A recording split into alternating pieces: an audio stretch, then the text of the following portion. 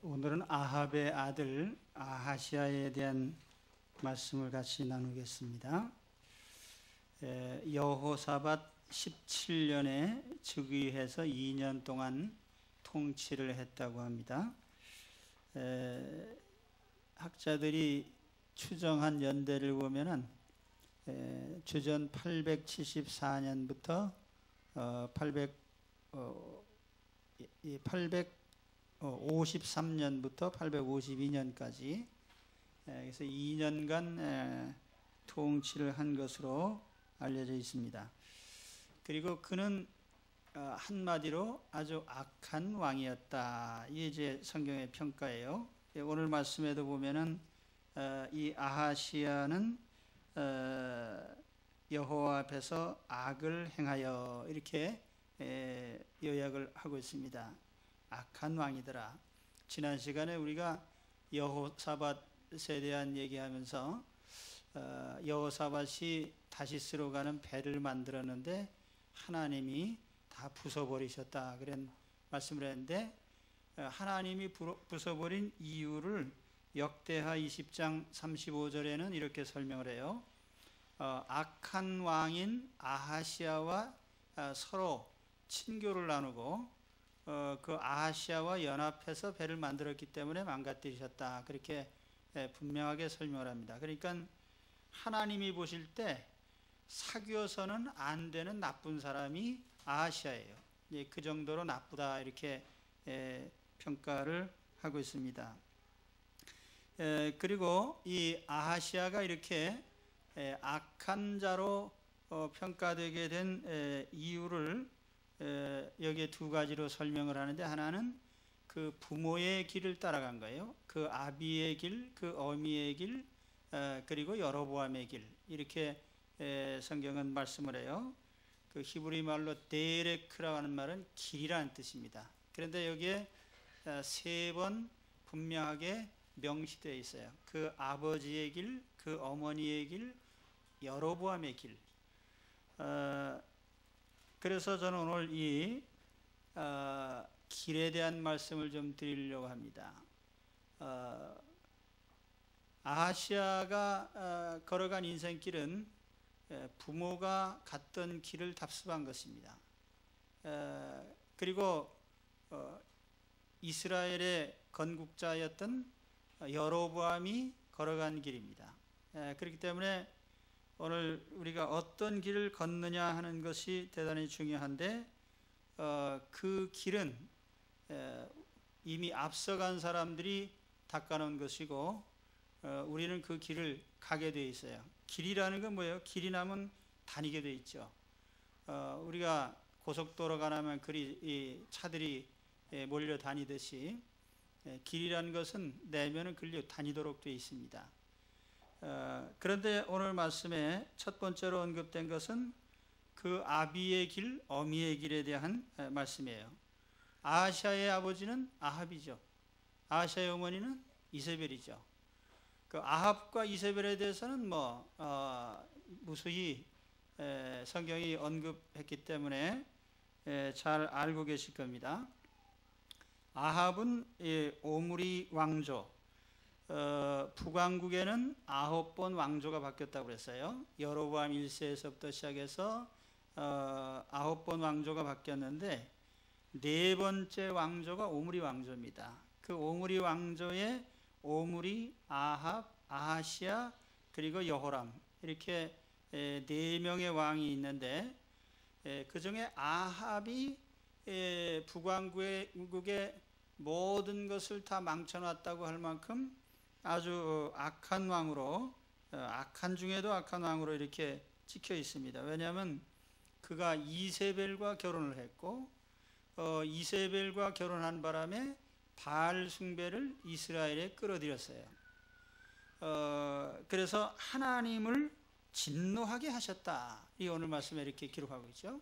하나님을 진노하게 한 왕이더라. 그러면 아합이 걸어간 길이나 그의 어머니인 이세벨이 걸어간 길은 다 뭐예요? 하나님을 진노케 한 그런 삶의 길을 걸었다는 거죠. 그래서 그 길을 따라간 그 아들도 똑같은 길을 걸어간 것이고 결국에는 하나님을 진노케 하고 하나님의 심판을 받는 그런 삶으로 마감이 된 것입니다. 부모는 자녀에게 삶의 길을 제시하는, 그래서 삶의 길을 밟도록 말하자면 길을 안내하는 사람이에요. 부모가 간 길을 자식이 가게 돼 있습니다. 제가 최근에 어느 뉴스에 보니까 김정일이 가는 길이 김일성이 간 길하고 똑같다, 그런 뉴스 타이틀이 있어요. 김일성이 동유럽 망할 적에 핵무기를 만들어서 그걸 가지고 이제 공갈을 치면서 뭐 원조를 좀 받아내는 수법이 아들이 똑같이 답습하고 있다는 거죠. 근데 지금 보면은 아버지가 하던 거를 아들이 똑같이 하는데 그 수법이 이제는 다 드러나 가지고 술을 익혀서 바둑으로 말하면은 술을 다 읽히는 바람에 이제는 뭐 별로 새로울 것이 없는데, 아무튼 아버지가 간 길을 아들이 똑같이 가고 있는 거죠. 우리 부모는 자녀에게 있어서 길을 닦는 사람인데, 물론 성경의 관점에서 보면은 첫째는 신앙의 길이죠. 부모가 어떤 신앙의 경로를 밟았느냐에 따라서 자식도 똑같이 걸어가게 되어 있습니다. 부모가 주의를 아주 경건하게 성수하는 부모는 자녀도 따르게 되어 있어요. 부모가 주일날 낮에만 나오면은 자식도 똑같이 주일날 낮에만 나와요. 부모가 수요일까지 저녁까지 열심히 나오면은 자식들이 어느 정도 따라합니다. 부모가 가정 예배를 드리면 자식도 따라서 하고요. 부모가 열심히 하면 자식이 한 반의 반 정도는 따라옵니다. 다 따라오는 것도 아니에요. 그런데 부모가 나이롱이면 그 자식은 어떻게 되겠나? 그건 뭐가 됩니까? 그래서 부모가 제대로 그 믿음의 길을 걸어가야 자식들이 따라오게 돼 있어요. 왜 부모가 기독교 신자인데 자녀들이 엉망진창이 나오느냐? 그게 뭐냐면 부모가 믿음의 길을 충실하게 가지 않은 책임이 있는 겁니다. 물론 그렇다고 해서 부모가 뭐 철야 기도를 하고 뭐 새벽 기도를 하고 어떤 그런 외형적인 것보다 뭐보다 중요한 것은 하나님 경외하는 그 중심을 보여줘야 되는 겁니다. 하나님을 정말 두려워한다. 우리 아빠나 우리 엄마는 세상에서 하나님을 가장 두려워해. 그걸 알게 되면 자녀들이 그대로 따르게 돼 있어요. 근데 부모가 신앙의 격식은 있는데 별로 하나님 두려워하는 것 같지 않아요. 어떻게 알 수 있어요? 교회는 열심히 다니는데 사는 건 보면은 별로 그렇게 정직하지 않아요. 그러면 아이들이 압니다. 저 하나님 두려워하지 않는구나. 하나님을 두려워하는, 그래서 경외라고 그러잖아요. 하나님 경외하는 그 마음을 아들이 또 우리의 딸들이 그걸 본받게 되어 있습니다. 신앙의 길. 아합이 이세벨과 결혼을 해서 바알주의를 끌어들였을 때에 그로 말미암아 그 집안 전체가 아주 철저한 바알주의자가 됐어요. 그나마 여로보암 때의 여호와 신앙이란 이름과 또 형식은 남아 있었는데 이 아합이 들어오면서 그거를 전부 다 청소해 버리고 바알 숭배로 다 바꿔버렸어요. 그 여호와 신앙을 말살했습니다. 그러니까 그 집안이 참 신앙에서는 이제 완전히 이탈하게 된 것이죠. 우상의 가문을 만든 것입니다. 부모가 어떤 신앙을 가졌냐는 것은 자녀들의 영적 상태를 평생 결정해주는 가장 중요한 요소예요. 그렇기 때문에 우리가 왜 한 세기 전에 또는 뭐 50년 전만 해도 그래요. 우리 교회 옛날 당회록 보면 그런 거 많이 있습니다. 뭐 아무개 권사는 또는 아무개 집사는 자식을 불신자와 결혼시킴으로 예를 들면 6개월간 근신처분에 처함 뭐 이런 게 있었다고요. 그 왜 그렇게 중요하게 생각을 했냐면은 그것이 자녀의 평생을 좌우하는 중대한 문제이기 때문에, 신앙의 문제가. 이 자리에 혹시 또 자식들 결혼 앞두고 계신 분들이요, 세상 조건 좋다고 해가지고 또 얼씨구나 하고 배우자 결정하는데 신앙을 참작하지 않고 세상 조건 보고 그저 얼씨구나 해가지고는 망하는 지름길인 줄로 확실히 믿습니다. 그러니까 우리가 부모가 어떤 신앙의 노선을 가느냐, 이것이 대단히 중요하다는 거예요. 자녀의 일생을 좌우하는 영적인 지표가 된다. 우리가 욥기 1장에 보면 욥이 자녀들이 생일 파티 끝난 다음에 모아놓고 점검을 했어요. 너희들이 하나님을 욕되게 한 일이 혹시 있었느냐. 생일 파티 하면서 사람이 즐겁게 춤추고 먹고 놀 때 보면 항상 궤도를 이탈하거든요. 요즘 젊은이들 그래요. 제가 알기로요, 우리 대한민국 유수의 모든 교회들이 청년부를 보면 알 수가 있는데, 청년부 모임 가지고 2부 순서로 맥주 파티 하는 데가 한두 군데가 아니에요. 제가 볼 때는 이게 영적으로 상당히 문제가 됩니다. 이 때문에 여러분, 우리가 어떤 영적 상태에 있느냐 하는 것이 대단히 중요하다.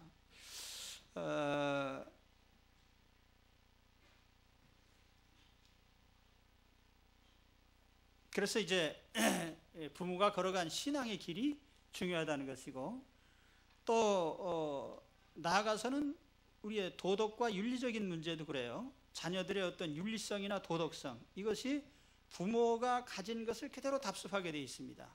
부모의 윤리관이 철저하면 자녀들도 그런 길을 따라가게 되어 있어요. 오늘 말씀에도 어떻게 되어 있냐면은 이 아하시아가 걸어간 길이 남들에게 죄를 짓게 만들었다. 그 영어 성경에 보면 make sin이라고 되어 있습니다. 다른 사람들을 죄 짓게 만드는 그런 삶을 살아가는데, 그것이 어디에서부터 온 거예요? 부모의 윤리관을 물려받은 거예요. 왜냐하면 아합과 이세벨이 자기 신하의 땅을, 자기 백성의 땅을 강탈하는 걸 봤거든요. 그러니까 도덕적으로 타락할 수밖에 없는 거죠. 윤리적으로 타락할 수밖에 없어요. 부모는 최고의 도덕 선생입니다. 부모가 그래서 윤리적으로 잘못된 것을 바로잡지 않으면 자녀들이 잘못된 길을 가게 돼 있어요. 성경 사무엘상 3장에 보면은 엘리 제사장이 왜 그 자녀들이 파멸하게 됐어요? 아버지는 제사장인데 자식들이 잘못하는 것, 그래서 재물을 도적질하고 또는 음란한 생활하는 것을 제재를 안 했거든요. 그래서 결과가 어떻게 됐어요? 전쟁터에 나가서 다 죽임을 당하고 그 집안이 아주 괴멸되는 그런 비참한 형벌을 받게 된 것을 볼 수가 있습니다.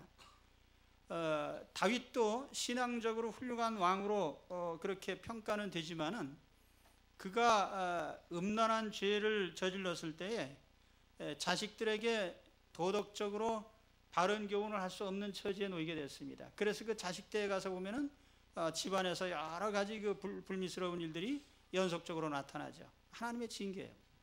그래서 우리가 이 도덕과 윤리라고 하는 것도 부모님이 어떤 길을 가느냐에 따라서 그 도덕과 윤리 관념이 아이들에게 그대로 따르도록 그렇게 돼 있어요. 부모가 간 길을 자식들은 따라옵니다.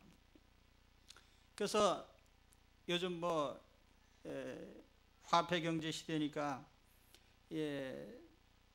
사람들이 돈이면 다 되는 줄 알고, 그 예수쟁이들도요, 돈이면 다 된다고 가리키는 사람이 한둘이 아니에요. 말로는 주여 주여 하면서 실제 사는 건 돈 따라 살아요. 그러면은 아이들이 그대로 알죠. 그래서 이런 모습들이 그대로 자녀들에게 그들의 운명을 결정하게 되는 것입니다. 또 예를 들어서 우리가 어떤 직업을 선택하는 문제도 그래요. 이 직업이라는 것은 가치관하고 연결이 되어 있습니다. 그렇기 때문에 부모가 어떤 가치관을 가졌느냐, 부모가 어떤 사상을 가졌느냐, 그것이 자녀들에게 대물림하게 되어 있어요. 제가 목회를 하면서 많은 사람들을 접하게 되는데,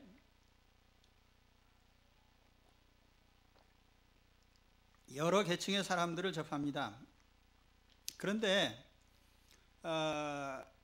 이제 어떤 부류의 사람들 가운데 제가 제일 이거 어떻게 하면 좋은가, 이 대책이 없다라고 생각되는 게 뭐냐면, 부모가 대책 없는 사람들이 있어요.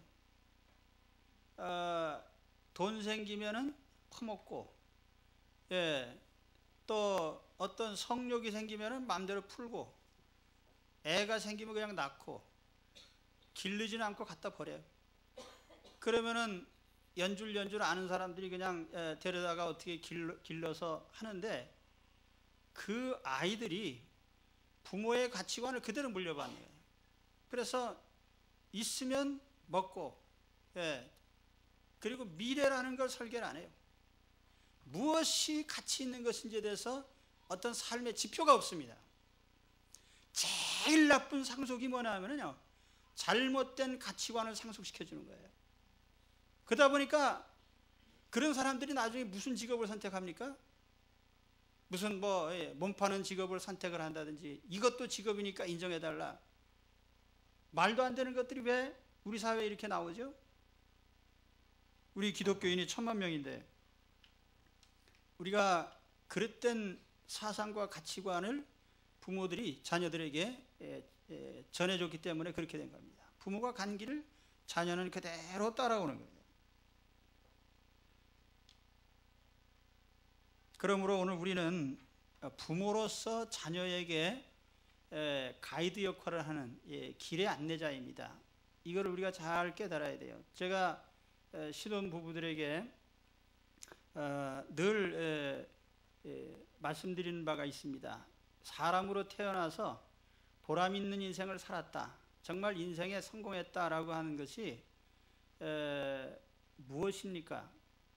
어떤 기업을 일으키고 혹은 사회적인 지위를 얻고 명성을 얻고, 그거 하나도 성공이라는 말에다가 성경적인 관점에서 큰 성공이 아니에요.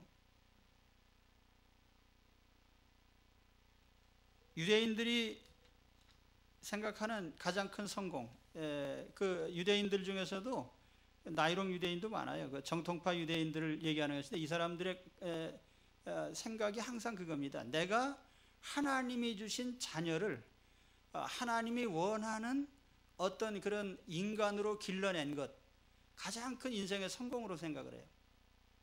근데 오늘 우리 예수 믿는 사람들이 이런 가치관을 가졌는지 잘 모르겠어요. 우리 정륜교회 교인들은 내가 마르고 닳도록 자꾸 얘기를 했기 때문에 지금 조금씩 먹혀 들어가는 것 같아요. 뭘 보면 알 수 있냐면은 자녀를 낳는 걸 보면 알 수가 있어요. 그래서 하나 낳아서 기르고 나서 그 힘들게 기르면서도 또 낳아요. 우리 그 바울교구에 참 기특하기 짝이 없습니다. 너무 훌륭해요. 자녀 기르는 거 힘들거든요. 그런데도 또 가지려고 그래. 그것의 가치를 인정하고 동의하기 때문에 하는 일이에요. 오늘 여기 앉아 계신 여러분들은 대성공자들이에요. 왜냐하면 하나님이 주신 자녀를 훌륭하게 길러냈으니까. 할렐루야. 이 기본적인 사명을 감당하지 않고 나가서 무슨 유명해지고 무슨 돈을 벌고, 다 그거 개떡입니다. 별거 아니에요, 그거. 하나님이 우리에게 주신 사명 중에 가장 큰 사명은 인간 하나를 바로 길러내는 것입니다. 그러니까 우리가 교회 밖에 나가서 안 믿는 사람들 전도해가지고 하나님 복음으로 인도해오기 얼마나 힘들어요? 그것도 힘들고, 그래서 우리가 한 영혼 구하는 거 훌륭하고 귀한 일인데, 그러나 그거 이전에 먼저 우리가 해야 될 사명이 아니면 하나님이 나에게 맡겨주신 내 자식부터 제대로 길러내는 것이 제일 중요한 사명인 거예요. 그래서 부모는 항상 하나님 앞에서 정한 바른 길을 가는 것을 자녀들에게 항상 보여줘야 됩니다. 그렇다고 우리가 새 길을 닦으라는 말 아니에요. 우리가 걸어가는 길은 이미 다 주님이 걸어가셨고 제자들이 걸어가셨고 또 우리 신앙의 선조들이 걸어가셨고 아브라함, 이삭, 야곱 해가지고 다 믿음의 조상들이 걸어갔어요. 우리는 믿음의 선배들이 걸어간 길을 우리도 그 길로 가면 돼요. 길로만. 그러면 뒤에 오는 자녀들이 따라오게 돼 있습니다. 그런데 새로운 길을 개척해가지고 엉뚱한 길로 가니까 문제죠.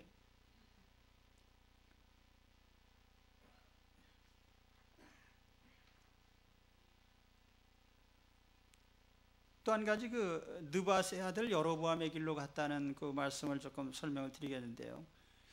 느밧의 아들 여로보암은 솔로몬 왕 시대에 공사 감독관이었던 사람이에요. 그런데 이 사람이 솔로몬 왕이 이제 세상 떠날 무렵에 이제 왕위를 계승하는 문제로 이제 이렇게 르호보암이 왕위를 계승하면서 문제가 발생을 하게 되는데 이제 그때에 아히야라는 선지자가 나타나서 예언을 합니다.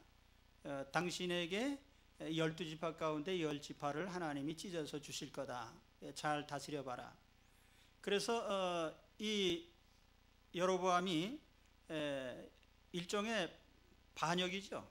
르호보암이 왕위를 계승할 무렵에 이제 나라를 반쪽을 내 가지고 이제 왕이 됩니다. 그래서 이제 이스라엘 북쪽에 10지파의 왕이 되는데 그때 이 여로보암이 왕이 되면서 종교를 철저하게 정치적 목적으로 변질을 시켰어요. 그게 뭐냐면은 예루살렘에 성지가 있으니까, 성전이 있으니까 백성들이 예루살렘으로 가는 것을 막기 위해서 새로운 성지를 2개를 만들었어요. 그래서 단과 베델에 금송아지를 만들어서 해놨는데 사실은 이게 여호와를 섬기는 것이다 라고 말을 하면서 금송아지를 만들었어요. 이 금송아지는 애굽에서 섬기는 거거든요. 이집트 사람들이 섬기는 상징물 중에 제일 많이 섬기는 것이 송아지 숭배입니다. 그런데 애굽 사람의 그 송아지가 광야 시절에 나와서 모세 시대에도 또 그 문제가 됐던데 이제 왕국 시대에 들어오면서 그것이 다시 살아난 겁니다. 그러니까 여로보암은 여호와 신앙을 금송아지 신앙으로 바꾸고 새로운 성지를 만들고 또 7월 달의 절기를 8월 절기로 바꿨어요. 그 농사철에 맞게 적당히 그 절기를 바꿨어요. 그리고 제사장도 꼭 레위 사람만 할 거 뭐 있냐? 아무나 해도 된다. 그래서 말하자면 하나님의 계명을 자기 임의대로 다 바꾸는 겁니다. 절기를 바꾸고 제사장 직분도 바꾸고 또 그러고 하면은 금송아지 형상을 만들어 놓고 그래서 여호와 종교를 변질시킨 사람 이렇게 얘기하면 됩니다. 그러니까 느밧의 아들 여로보암은 하나님이 주신 그 왕의 통치자로서의 그 특권을 가지고 하나님을 기쁘시게 하지 못하고 하나님을 진노하게 만든 거예요. 왕위를 줬으면은 하나님 뜻에 합당하게 통치를 했으면 얼마나 큰 축복을 받을 텐데 그 특권을 가지고 오히려 정치적인 목적에 이용을 했기 때문에 하나님께서 진노를 하신 겁니다. 그래서 그 대대의 여로보암이 걸어간 그 길이 이스라엘 왕의 하나의 본이 된 거예요. 그러다 보니까 남왕국 유다는 이제 다윗의 자손들이 계속 왕위를 이어갑니다. 이제 마지막 왕 때까지 이어가는데 이 북왕국에는 그러질 않고 9번의 쿠데타가 일어났어요. 그래서 그때마다 왕이 멸절을 당하거나 처형을 당하고 새로운 왕조가 세워지고 해서 피해 숙청이 반영되는 것입니다. 계속 숙청이 반복되는 거예요. 이게 누가 닦아놓은 길입니까? 여로보암이 닦아놓은 길이에요. 그러니까 한 나라를 다스리는 통치의 기반이나 통치의 이념이나 이런 것이 완전히 정치적인 목적에 의해서 완전히 여로보암이 닦아놓은 그 길이 이스라엘이 걸어간 길이 된 것이죠. 그래서 여기 여로보암이라는 길이 계속 언급이 되는 겁니다. 그래서 이 하나님께서 왕들을 평가할 때 이 왕이 다윗의 길로 가느냐, 이 왕이 여로보암의 길로 갔느냐, 둘 중에 하나예요. 여로보암의 길은 한마디로 불신앙의 길이고, 또 다윗의 길은 신앙의 길이고, 이게 성경의 평가 방법입니다. 자, 한 나라의 지도자가 됐을 때에 그가 걸어간 길은 온 백성을 좌우할 수 있는 중요한 위치이기 때문에 그가 가진 영향력을 바로 행사를 해야 됩니다. 그것이 뭐냐면 신앙적인 영향력.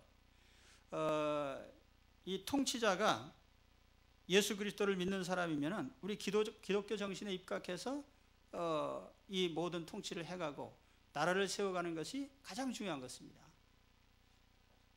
미국이 건국의 이념은 기독교예요. 미국을 건국한 건국 정신은 청교도 정신입니다.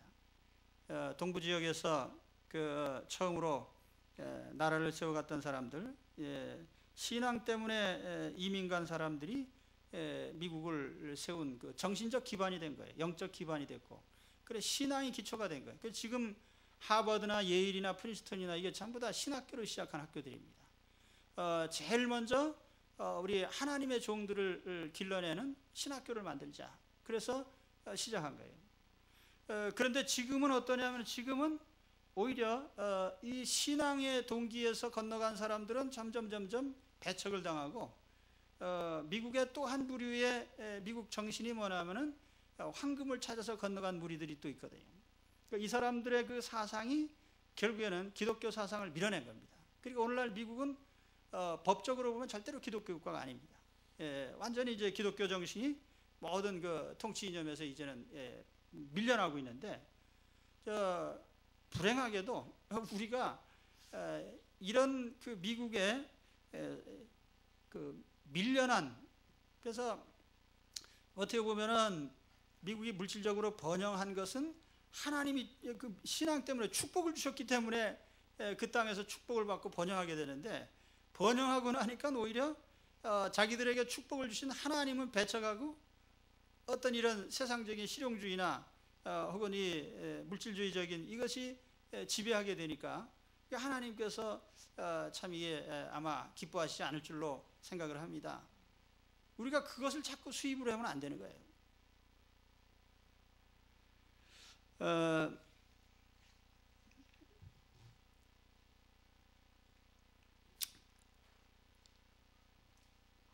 그래서 오늘 이 말씀을 보면서 오늘 내가 살고 있는, 살아가는 삶이 하나의 정해진 길을 가는 것인데, 우리가 복음 안에 산다 하는 거예요.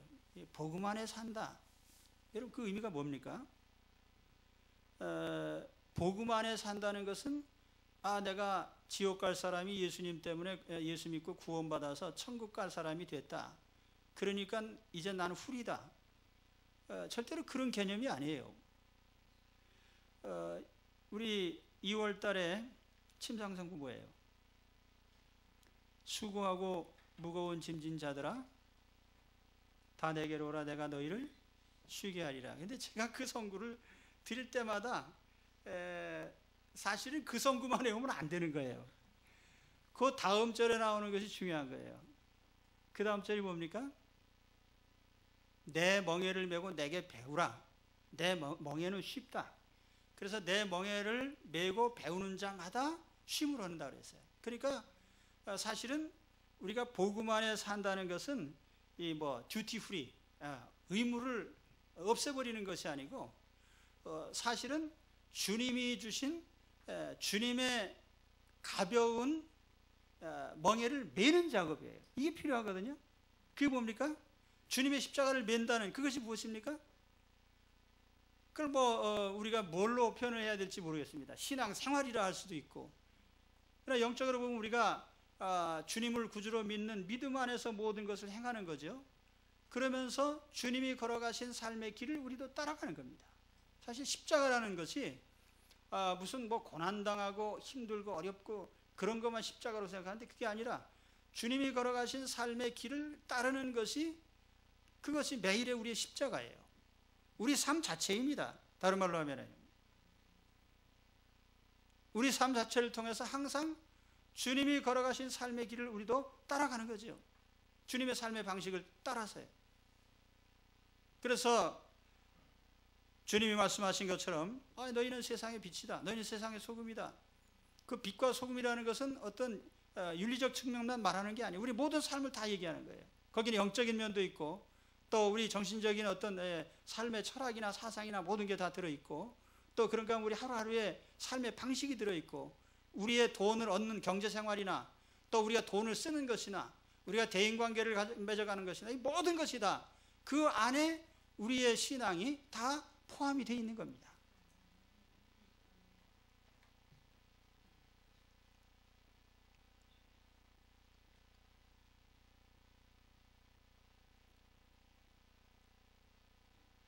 그래서 오늘 우리는 우리가 걸어간 이 모든 길들이 우리 자녀들에게 또 뒤에 따라오는 사람들에게 하나의 자취가 되고 또 그래서 그 길을 바르게 따라오도록 그 길을 여는 역할을 해야 됩니다. 성경에 보면 우리를 양이라고 그랬죠. 그 양의 특성이 뭐냐면은 아는 길로만 다닙니다. 그런데 그 길을 이탈하면 길을 잊어버려요. 그래서 목자가 필요한 겁니다. 그래서 이제 그런데 그 양의 특성이 뭐냐면은 앞에 가는 이제 무리가 있으면은 앞에 누가 가잖아요. 쪼르륵 나란히 따라갑니다. 그래서 그 앞에 선두로 가는 사람이 굉장히 중요한 거예요. 목자가. 목자가 엉뚱한 길로 가면 쪼르륵 다 따라서 엉뚱한 데로 가는 거예요. 목자가 2단으로 가면 단체로 지옥으로 가는 거예요. 그러니까 우리가 바른 길을 간다고 하는 것은 모든 사람들에게 대단히 중요하다. 그래서 우리가 어떤 길을 갈 것이냐, 이거를 우리가 늘 의식하면서 우리 하루하루의 삶을 살아야 됩니다. 저는 여러분들이 무슨 뭐 위대한, 그래서 요즘 보면은 뭐 참 그 뭐 유명하고 무슨 아이돌이니 무슨 뭐 요즘 젊은 애들 보면은 맨 그 유명 연예인 뭐 유명 인사, 매스컴 시대에 살다 보니까 유명하지 않으면 따라가질 않아요. 그런데 요즘 유명한 사람 따라가다 보면 다 망합니다. 가장 중요한 것은요, 우리가 가장 평범한 사람이 우리 주님 앞에 충실히 산다고 하면은 그것이 가장 위대한 거예요. 저는 유명한 거 절대로 원치 않아요. 여러분도 오늘 내가 하나님 앞에 한 마리의 양으로서 또 주님을 섬기는 주님의 자녀로서 자기 길을 충실히 가면 그것이 하나님 앞에 내 인생의 할 도리를 다하는 거다, 이렇게 생각하시고 하나님이 정해주신 바른 길을 열심히 가시기를 축원합니다. 기도하겠습니다.